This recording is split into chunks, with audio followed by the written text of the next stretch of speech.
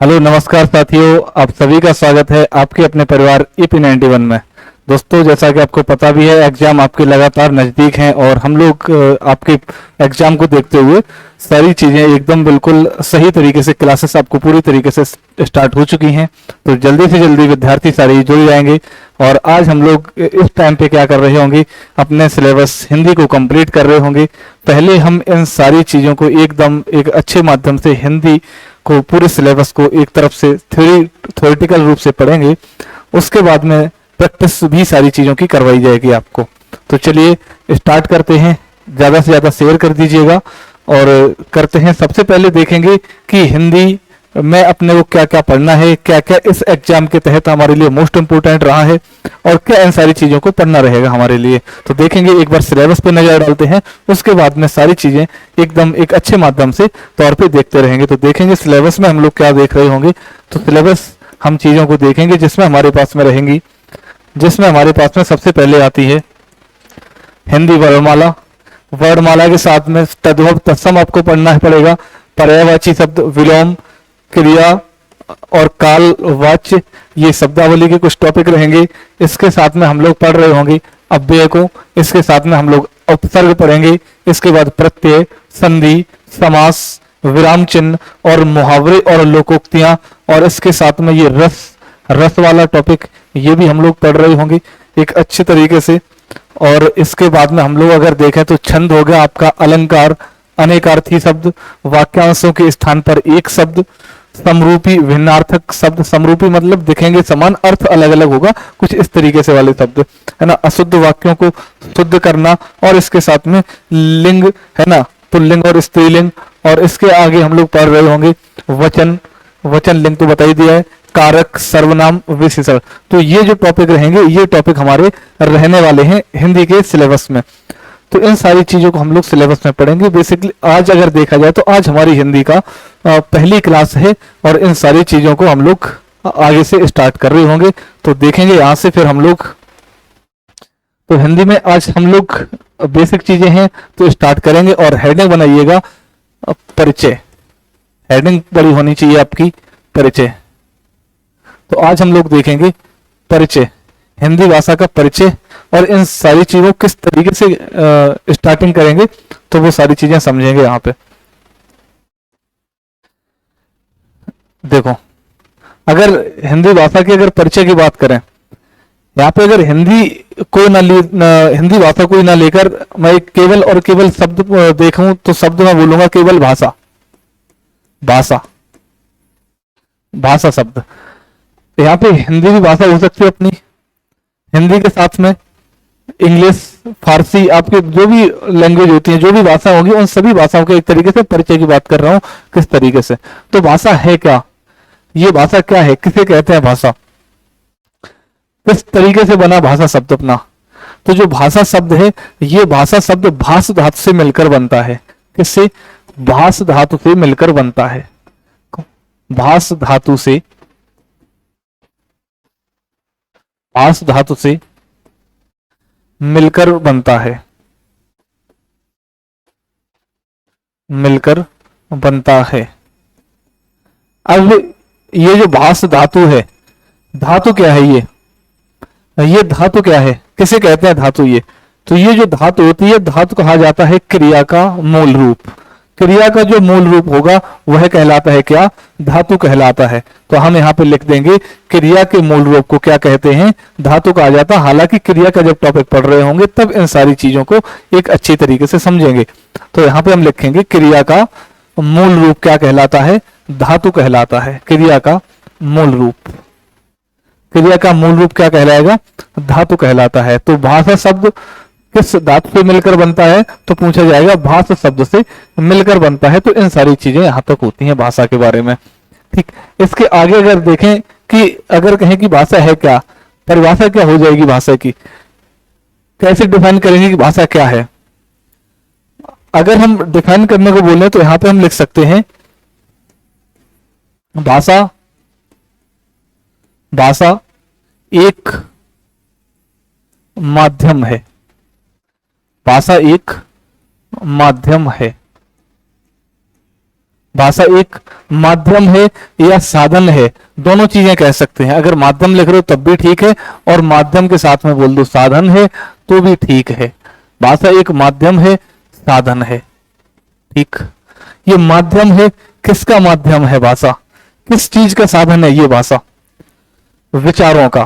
अभी हम अपने विचार बोल रहे हैं, आप आराम से सुन पा रहे हैं, उन चीजों को समझ पा रहे हैं, तो ये एक क्या है, ये एक लैंग्वेज ही तो है, एक भाषा ही तो है। तो विचारों के ही माध्यम क्या कहलाएगा, भाषा कहलाता है। तो हम परिभाषा या डेफिनेशन के तौर पे से लिख सकते हैं कि विचारों का आदान प्रदान करना या विचारों का माध्यम, देखेंगे यहाँ पे विचारों का आदान प्रदान करना, आदान प्रदान करना,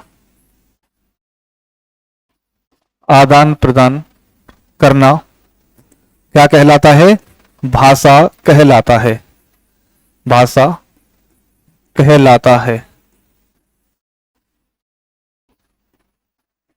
भाषा कहलाता है। विचारों का आदान प्रदान क्या कहलाता है, भाषा कहलाता है। या फिर बोल दिया हमने कि भाषा एक क्या है, साधन है या फिर माध्यम है, किसका है, विचारों का। वह आदान प्रदान करना क्या कहलाता है, भाषा कहलाता है। अब पता चल गया भाषा है क्या। अब ये जो भाषा आप अभी जैसे हिंदी भाषा है, अब इसकी क्या विशेषता हो सकती है। अगर हिंदी के तौर पे कोई अलग भाषा की अगर बात करें तो उस भाषा की विशेषताएं क्या हो सकती हैं, उन विशेषताओं के बारे में समझेंगे। और हेडिंग अपनी पड़ेगी आगे विशेषता, विशेषता।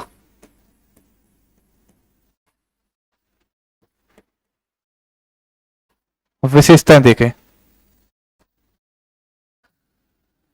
ना। विशेषताएं क्या हो सकती हैं, एक भाषा की विशेषताएं क्या हो सकती हैं।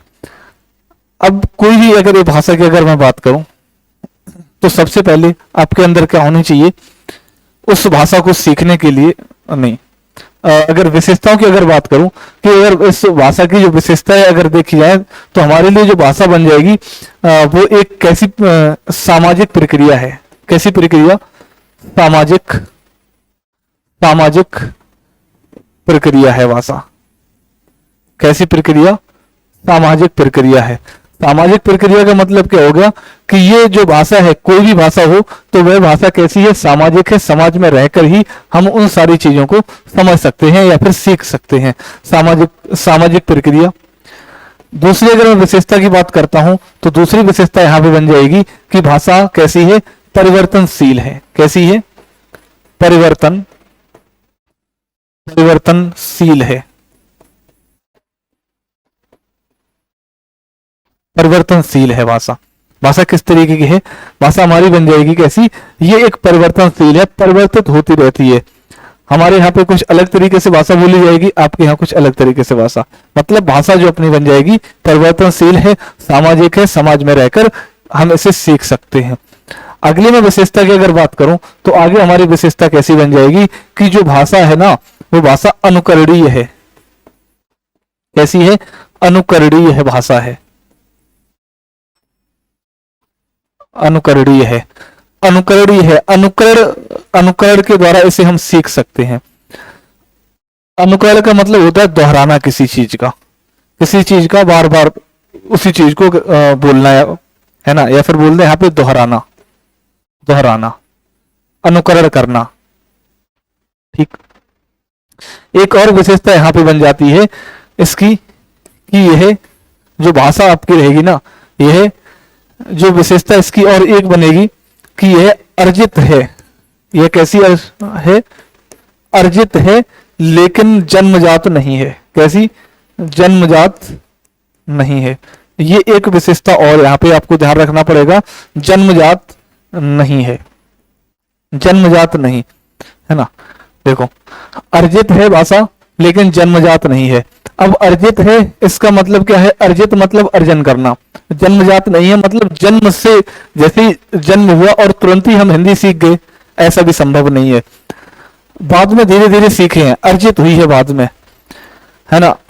कोई यदि कोई भी अगर जैसे बच्चे का जन्म हुआ फ्रांस में जन्म हुआ तो ऐसा नहीं है तुरंत ही उसे फ्रांसीसी भाषा आने लगी, फ्रांसिस।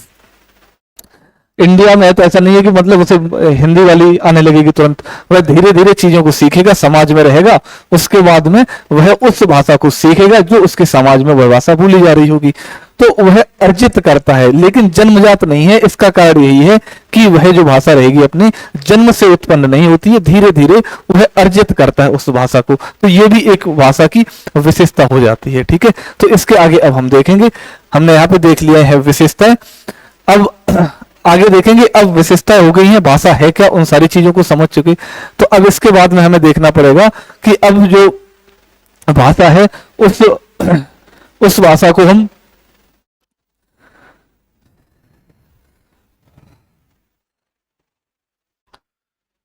उस भाषा को किस तरीके से सीखेंगे, किस तरीके से सीखेंगे, किन किन चीजों की जरूरत रहने वाली है किसी भी भाषा को सीखने के लिए, तो देखेंगे। या फिर बोलें कि उस भाषा को सीखने में हमें किन चीजों की जरूरत पड़ सकती है। तो हम यहां पे लिख रहे हैं हेडिंग आवश्यकता। आवश्यकता, आवश्यकता। किसी भी भाषा को सीखने के लिए, किसी भी भाषा को सीखने के लिए क्या आवश्यकताएं हो सकती हैं, किन किन चीजों की जरूरत पड़ सकती है, क्या आपके पास में इन चीजों की जरूरत पड़ेगी, देखेंगे समझेंगे। तो अगर आवश्यकताओं की अगर मैं बात करूं तो सबसे पहले आपके अंदर क्या होना चाहिए, जिज्ञासा होनी चाहिए किसी भी भाषा को सीखने के लिए। अभी केवल और केवल हम पर्टिकुलर हिंदी भाषा की बात नहीं करेंगे यहाँ पे, अभी हम केवल और केवल परिचय पढ़ रहे हैं। तो अभी हम देख रहे हैं कि कोई भी भाषा सीखेंगे, चाहे आप यहाँ पे इंग्लिश सीखें, चाहे आप संस्कृत सीख रहे हो, चाहे आप इंग्लिश या फिर फारसी या कुछ भी भाषा सीखें, जिज्ञासा होनी चाहिए, मतलब जानने की इच्छा आपके अंदर होनी चाहिए। ठीक, उसके बाद में दूसरा हमारे पास में दूसरा पॉइंट बनता है यहाँ पे, वह भाषा वह भाषा वह भाषा जिज्ञासा होनी चाहिए। इसके बाद में अभ्यास, अभ्यास।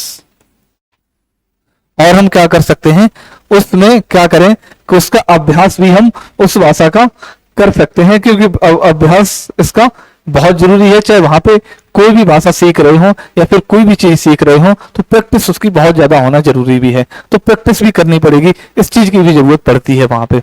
या फिर अगर इसके आगे मैं बात करूं तो एक आवश्यकता यहाँ पे और बन जाएगी, जो है अनुकरणीय, अनुकरण करना, या फिर अनुकरण लिख दो यहाँ पे, अनुकरण, अनुकरण।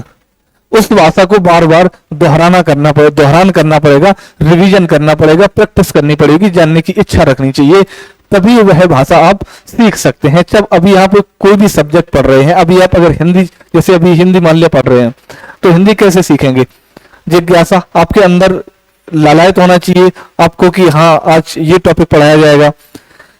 अभ्यास, उस चीज की प्रैक्टिस भी करनी पड़ेगी। अनुकरण, उस चीज को बाद में क्लास लेने के बाद में पढ़ना भी पड़ेगा, दोहरान भी करना पड़ेगा। तो ये तीन हमें आवश्यकताएं पड़ती हैं किसी भी भाषा को सीखने की। तो ये हमारे पास में बन जाती हैं आवश्यकताएं। अब आवश्यकताएं हो गई, इसके बाद में हम आगे देखेंगे, और इसमें आगे का टॉपिक अपना रहेगा आवश्यकता के बाद में कि भाषा के प्रकार, की जो भाषा है वो किस तरीके से होती है, कितने प्रकार होते हैं, कितने टाइप की भाषा होती है। तो हेडिंग डालेंगे प्रकार, भाषा के प्रकार, भाषा की भाषा के प्रकार, भाषा के प्रकार। देखो अब भाषा के प्रकार कौन कौन से हो सकते हैं, कितने प्रकार की भाषा होती है, कोई भी भाषा कितने प्रकार की भाषा होगी, तो वो भाषा कितने प्रकार की, तीन प्रकार की भाषा आपकी होगी। कितने प्रकार की, तो आपको ध्यान रखना पड़ेगा, कोई भी भाषा कितने प्रकार की होगी, तीन प्रकार की आपकी भाषा होती है। जैसे जिसमें नंबर एक में आपकी होगी मौखिक भाषा, मौखिक भाषा, मौखिक भाषा एक। तो इसके साथ में दूसरी भाषा लिखित भाषा होगी, लिखित भाषा, लिखित भाषा। और इसके साथ में एक और भाषा रहने वाली है जो अपने तीसरे नंबर की बनेगी, सांकेतिक भाषा, सांकेतिक, सांकेतिक भाषा, सांकेतिक भाषा। कौन कौन सी, ध्यान रखिएगा। पहले नंबर पे मौखिक भाषा, लिखित और उसके बाद में सांकेतिक भाषा। क्या है ये तीनों को आराम से डिटेल में समझेंगे। मौखिक भाषा किस तरीके की भाषा कहलाती है, लिखित भाषा किस तरीके की भाषा होती है, सांकेतिक भाषा किस तरीके की भाषा होती है। तो अपनी कॉपी पे आप हेडिंग डालिएगा मौखिक भाषा, ठीक है। तो देखो आगे मौखिक भाषा हेडिंग डालेंगे और इसमें देखेंगे मौखिक भाषा में। तो पहली हेडिंग है मौखिक मौखिक भाषा।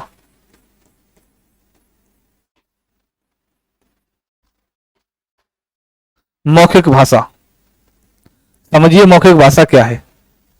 मौखिक भाषा क्या है, सीधे कीवर्ड लिखूंगा मौखिक भाषा, बोलकर से सुनकर। सीधे कीवर्ड लिख रहा हूं, बोलकर से, बोलकर, बोलकर से सुनकर, बोलकर से सुनकर, बोलकर से सुनकर। अब देखो समझो इस चीज को। अभी क्या किया, अभी जैसे हम बोल रहे हैं ना, बोल रहे हैं तो आप सुन रहे हैं, सुन रहे हैं तो कैसी भाषा, मौखिक भाषा। बोलकर से सुनकर, बोलकर से सुनकर, माध्यम कौन सा, मौखिक माध्यम हो जाएगा। ठीक, अगर इसमें उदाहरण की अगर बात करें, उदाहरण की जैसे बात करी जाए तो जैसे रेडियो पर समाचार सुनना, रेडियो पर समाचार सुनना, समाचार सुनना है ना, म्यूजिक सुनना। तो ये सारी चीजें कैसी हो जाएंगी हमारी, कैसी हो जाएंगी, मौखिक भाषा के उदाहरण हो जाएंगे। ठीक है, बोलकर से सुनकर। अब बोलकर से सुनकर मौखिक है तो ये भाषा का किस तरीके का माध्यम कहलाएगा, ये माध्यम हो जाएगा सरल माध्यम। यह भाषा का कैसा माध्यम हो जाएगा, सरल माध्यम हो जाएगा। तो यहां पे लिखेंगे यह भाषा का, यह भाषा का सबसे, यह भाषा का सबसे सरल माध्यम है, सबसे सरल माध्यम है, सबसे सरल माध्यम है, सबसे सरल माध्यम है। अब ये सबसे सरल माध्यम क्यों है, यह भाषा का सबसे सरल माध्यम क्यों है, क्योंकि अभी हम बोल रहे हैं आराम से, आसानी से आप सुन पा रहे हैं। तो ये हमारा कैसा माध्यम हो गया, सरल माध्यम होगा। नो डाउट यहां तक तो क्लियर हो चुका होगा आपको। अब सरल माध्यम के बाद में अपनी दूसरी हेडिंग आएगी कौन सी, लिखित माध्यम, लिखित भाषा। तो दूसरी हेडिंग होनी चाहिए लिखित, लिखित, लिखित भाषा। लिखित भाषा को समझिएगा,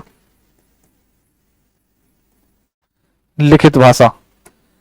अब जो लिखित भाषा है, लिखित भाषा, लिखित भाषा में कीवर्ड क्या रहेंगे, जैसे मौखिक भाषा में तो बोलकर से सुनकर हो गया।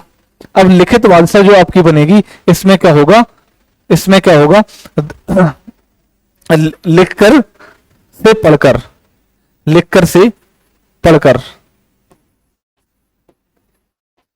लिखकर, लिखकर से पढ़कर।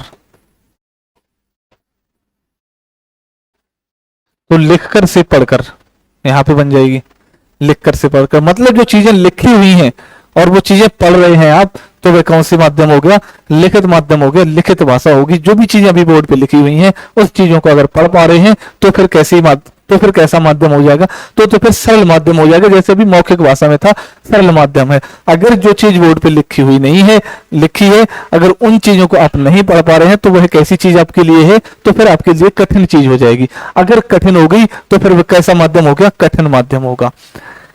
अगर समझ पा रहे हैं चीजों को, हिंदी भाषा है, मान लीजिए अगर हिंदी भाषा है, अगर हिंदी भाषा को अगर आप पढ़ पा रहे हैं, लिखी हुई है इसे आप पढ़ पा रहे हैं, तो फिर आपके लिए सरल माध्यम। अभी यहाँ पे जैसे फारसी भाषा लिखी होती है आपके सामने, उन चीजों को नहीं समझ पा रहे होते, नहीं पढ़ पा रहे होते, तो फिर वह कैसा माध्यम हो जाता हमारे लिए, तो फिर वह कठिन माध्यम हो जाता। तो कैसी भाषा हो गई ये, किस तरीके से भाषा बन जाएगी, तो दोनों माध्यम हो जाएंगे। कौन कौन से, एक तो सरल और कठिन दोनों। तो दोनों माध्यम में ये हमारी लिखित भाषा होती है। तो हम यहाँ पे कह सकते हैं कि यह भाषा का, यह भाषा का, यह भाषा का सरल व कठिन कठिन,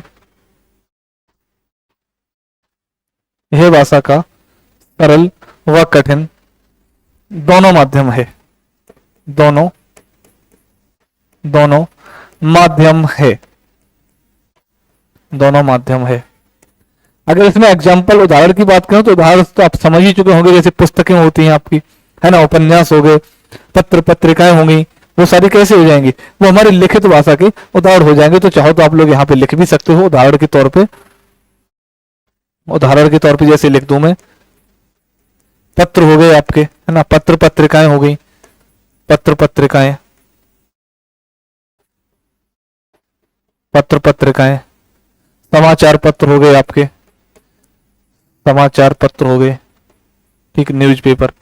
तो ये हमारे कैसे कहलाएंगे, ये लिखित माध्यम हो गया भाषा का, ठीक है। मौखिक भाषा हो गई, लिखित भाषा हो गई, अब एक बची है तीसरे नंबर वाली, जो है अपनी कौन सी, सांकेतिक भाषा। और अब हेडिंग डालेंगे कौन सी, सांकेतिक भाषा।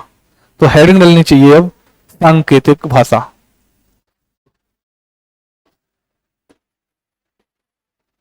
सांकेतिक भाषा,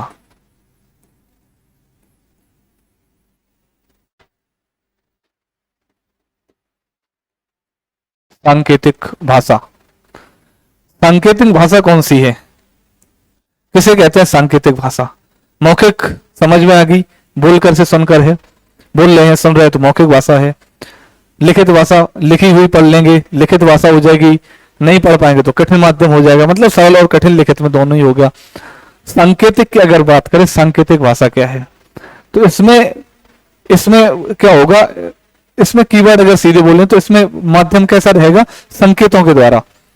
कैसे रहेगी, संकेतों के द्वारा रहेगी, जिस तरीके से नाम में आप समझ ही पा रहे होगे, संकेत। तो इसका इससे कहां से भाषा का यूज किया जाएगा, संकेतों से यूज किया जाएगा, संकेतों से, है ना, संकेतों से यूज किया जाएगा, या इशारे करके, है ना। तो ये हमारी कौन सी सांकेतिक भाषा होगी। लेकिन यह जैसे हिंदी, जैसे अपनी थी लिखित भाषा, मौखिक भाषा, सरल माध्यम था, लिखित भाषा सरल व कठिन दोनों ही थी। अगर इसकी बात करेंगे, इसमें माध्यम कौन सा रहेगा, सरल रहेगा या फिर कठिन रहेगा, तो यह बन जाएगा सबसे कठिन माध्यम। देखो कैसे कठिन माध्यम बनेगा, समझो पहले चीजों को। जैसे संकेत जो है आपके, संकेत पहले यहाँ पे पॉइंट बना के लिखो कि यह है भाषा का, यह है भाषा का सबसे, यह है भाषा का सबसे कठिन माध्यम है, सबसे कठिन माध्यम है।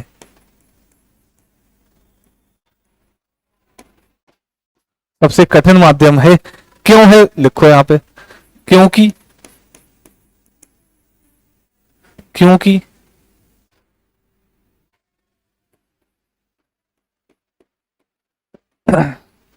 क्योंकि संकेत संकेत निश्चित नहीं होते हैं, संकेत निश्चित नहीं होते हैं, संकेत निश्चित नहीं होते हैं। क्यों सबसे कठिन माध्यम है, ये है रीजन। क्योंकि संकेत जो होंगे वो संकेत कैसे नहीं होते, संकेत आपके निश्चित नहीं होंगे। कोई भी एक संकेत, कोई भी एक संकेत एक से अधिक चीजों के लिए यूज किया जा सकता है। जैसा कि आप संकेतों के बारे में तो आप अच्छी तरीके से जानते ही हैं, इसके बारे में वर्णन न करते हुए उदाहरण एग्जाम्पल के तौर पर अगर यहाँ पे देखा जाए कि यहाँ पे उदाहरण अगर हम लिखना चाहें तो उदाहरण कौन सा लिखेंगे, कि इनमें उदाहरण आपका क्या रहेगा सांकेतिक भाषा के लिए। तो सांकेतिक भाषा में जैसे आपने देखा भी होगा क्या, कि देखो उदाहरण में लिखो, सड़क चौराहे पर, सड़क सड़क चौराहे पर, सड़क चौराहे पर, है ना, खड़ा, सड़क चौराहे पर खड़ा व्यक्ति व्यक्ति व्यक्ति यात्रियों को यात्रियों यात्रियों को यात्रियों को आने जाने की आने जाने की आने जाने की सूचना देता है, आने जाने की सूचना देता है, आने जाने की सूचना देता है। यह है भाषा का। इसमें कौन सी भाषा है? तो इसमें सांकेतिक भाषा हो जाएगी। कौन सी भाषा हो जाएगी? सांकेतिक भाषा हो जाएगी, क्योंकि एक जो सड़क चौराहे पर खड़ा व्यक्ति है वो सारे से बताते हैं कि इधर से निकलना है ना, हरी लाइन कब है, लाल और कब है, इन सारी चीजों पे कौन सी हो जाएगी? सांकेतिक भाषा हो जाएगी। कैसी? सांकेतिक भाषा। तो आज हमने पढ़ा है भाषा का परिचय के बारे में। भाषा में देखा कि किस तरीके से भाषा है, किसे कहते हैं भाषा, किसी भाषा को सीखने के लिए क्या क्या किन चीजों की जरूरत पड़ सकती है, उन सारी चीजों को देखा है ना।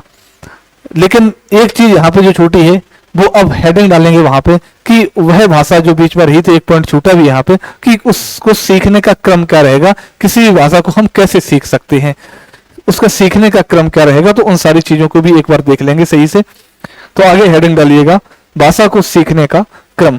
कोई भी भाषा हो सकती है, मैं जैसे कि बात भी कर रहा हूं आपसे, तो यहां पे डालो भाषा, भाषा के सीखने का क्रम, भाषा के सीखने का क्रम, भाषा के सीखने का क्रम। कोई भी अगर भाषा है, उस भाषा को हम कैसे सीख सकते हैं, क्या क्रम रहना चाहिए सीखने का क्रम, तो उन सारी चीजों को देखते हैं एक बार, है ना। तो जैसे कि सबसे पहले क्या करना पड़ेगा, सबसे पहले सीखने के क्रम में देखा जाए तो सुनना, इसके बाद में बोलना, इसके बाद में पढ़ना, उस भाषा को, है ना, पढ़ना भी आता हो, इसके बाद में लिखना, इसके बाद में क्या हो जाएगा? आपका लिखना हो जाएगा, है ना। ये पढ़ना लिखना आपको कई जगह एक्सचेंज करके भी हो सकता है मिले, पहले लिखना आ जाए, हो सकता है बाद में पढ़ना आ जाए, इसमें कोई दिक्कत नहीं, ये तो हो सकता है। मतलब लिखना और पढ़ना एक दूसरे की अपनी जगह एक्सचेंज भी हो सकते हैं। तो सबसे पहले वह भाषा जो आप सीख रहे हैं, उस भाषा को सुनना आना चाहिए, मतलब सुनाई दे आपके आसपास में, बोली भी जाए अपने समाज में आपके। पढ़ना, उस भाषा को पढ़ रहे हो हम लोग। लिखना, लिख भी लेते हो उस भाषा को, उसके बाद में लिखना सीखते हैं। जैसे मान लिया आपको इंग्लिश सीखनी है, कोई अदर भी भाषा यहाँ पे हो सकती है, उसका अगर सीखना है तो सबसे भाषा आपको क्या सुननी चाहिए, हाँ ये वर्ड बोला जा रहा है, ये शब्द बोला जा रहा है अपने आसपास में, है ना। बोलना, आपके समाज में, आपके घर परिवार में वह भाषा आपस में कुछ ना कुछ बोली जा रही हो, उसके साथ में पढ़ना, पढ़ पा रहे हो आप। हिंदी भाषा क्यों सीखते हैं लोग जल्दी, इंग्लिश में क्यों दिक्कत आती है सीखने में? क्योंकि वह भाषा आपके आसपास में ना तो सुनाई दे रही है ज्यादा, ना ही कोई ज्यादा बोल रहा है उस इंग्लिश भाषा को। हालांकि हिंदी भाषा की अपेक्षा में अगर देखा जाए तो हिंदी क्यों चीजें जल्दी समझ में आ रही हैं, क्योंकि हिंदी आसपास के आपके अपने समाज में, हम सबके समाज में, हिंदी बाहुल्य क्षेत्र में तो हिंदी ज्यादातर बोली जाएगी, सुनाई भी दे रही है, तो और सब उसको हम समझ पा रहे हैं उन शब्दों को। उसके बाद में तो सिर्फ बोल पा रहे हैं, पढ़ पा रहे हैं ना, तो फिर पढ़ पा रहे हैं, उसके बाद में लिख देते हैं। तो ये हमारी कैसी हो जाएगी? सीखने का क्रम बन जाता है। अगर इस तरीके से क्रम को अगर याद रखा जाए तो याद रखने के लिए आपको ध्यान रखना पड़ेगा, एक शब्द ध्यान रखो, सर्वोपरि। सर्वोपरि, सर्वोपरि। सो से बन जाएगा आपका सुनना, बा से बन जाएगा बोलना, और पा से हो जाएगा पढ़ना, और ल से बन जाएगा आपका कैसा? लिखना शब्द बन जाएगा। मतलब सर्वोपरि से आप ध्यान रख सकते हैं कैसा? सीखने का क्रम। अगर ऐसे नहीं ध्यान कर पा रहे हैं तो एक और तरीका है जिसे आप कहते हैं LSRW से, इंग्लिश में अगर देखा जाए तो LSRW हो जाएगा आपका। लिसनिंग, स्पीकिंग, रीडिंग और राइटिंग। ठीक, तो ये भी इस तरीके से भी याद कर सकते हो, LSRW से भी याद कर सकते हो, है ना। तो आज इन सारी चीजों को हम कंप्लीट कर रहे हैं। परिचय जो था हमने आपको अच्छी तरीके से समझाया, उम्मीद है एकदम अच्छी तरीके से आपको समझ में भी चीजें आ रही होंगी। अगर कोई भी डाउट इसके भी अलावा आपको बचता है तो कमेंट बॉक्स में आप उसमें पिन करिए, कमेंट बॉक्स में कमेंट करिए, उन सारी चीजों का रिप्लाई और सारी चीजों की दिक्कत, आपकी परेशानी भी दूर की जाएगी। बाकी लगातार क्लासेस चल भी रही हैं, टाइम से आप भी क्लास को पूरा ज्वाइन करें और एक अच्छे अपने करियर को एकदम जबरदस्त तरीके से मोड़ देंगे, और साथ में प्रैक्टिस भी कर रहेंगे जिस तरीके से, जैसे ही आपको ये सारी चीजें कंप्लीट होंगी उसके बाद में तुरंत ही। तो मिलते हैं अब नेक्स्ट क्लास में, तब तक के लिए जय हिंद, धन्यवाद।